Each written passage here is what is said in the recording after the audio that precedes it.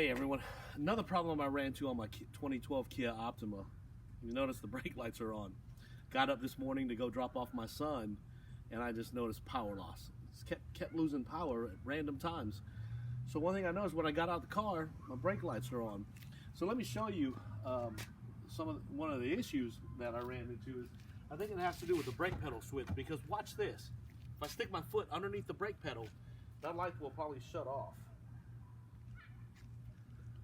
Take a look at that. See that? You see it go off? Right there. So that's with me putting my foot underneath the brake pedal, pushing back on it. One thing I want you to know is if you find yourself driving, you will lose power. I kept hitting the gas. I wouldn't go. I was on the highway. Cars were coming up behind me. I had to stick my foot underneath the brake pedal just to get it off so I can get my power back so I can just limp back home.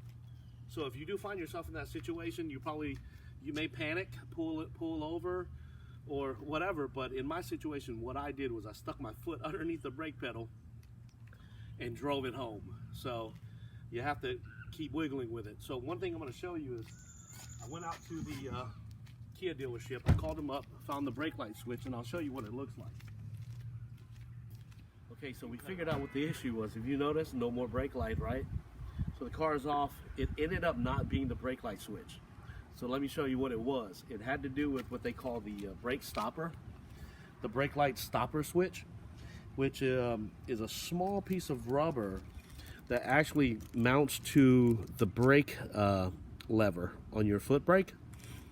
And that is the piece that pushes up against the brake light switch.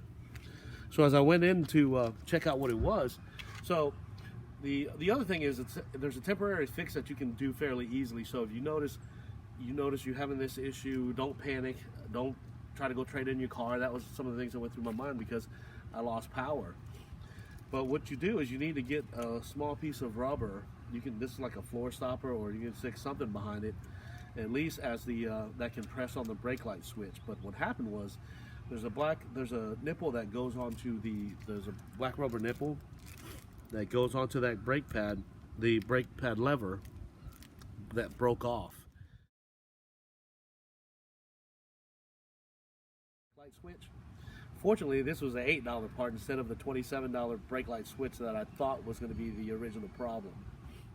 I put in a temporary fix by adding some padding on the back of that piece of rubber with double side tape. That's exactly what it was that caused my brake lights to stay on.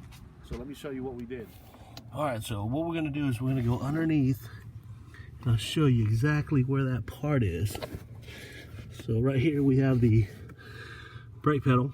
If you follow right up along that brake pedal, you see the white piece. That is the brake light switch.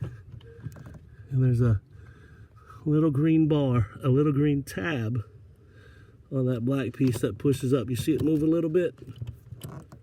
You see where that white piece right there that closes? That black piece is what was off. So what I'm going to do is I'll show you what we did. Alright, so you're actually looking at that brake part right here. I'm going to zoom in on it. Let me show you what happens. So as the brake is not depressed, what happens is it pushes in on that switch. As I press on the brake, you see it? You see that black rubber piece right there? That is what was the problem. So what I'm going to do is I'm going to reach in here and pull it out. See if you can see it. I'm pulling that out right now. So here we go. So I'm going to take that out and replace it with the new part. All right, everybody, you guys now notice that rubber pieces, the new pieces on there. See that? That's how it works. It goes right in there. So now that's the new replacement for my brake light stopper. And that's honestly probably less than a minute fix. All right, it all works. Thank you very much. All right, we're all done. It's actually probably takes you less than a minute to fix this. But if you come in close, what I'll do is I'll show you exactly what happened with this piece. If you take a look, it's the new replacement does not have a hole like that. It's actually flat, and it allows you to press it, depress your brake. But over time, it looks like that plastic gets brittle, and you notice there's a little hole there, and that's what made my brake lights come on. But again, this was a less than a minute fix. I called the dealer. Of course, I asked them if there's any common known issues or anything.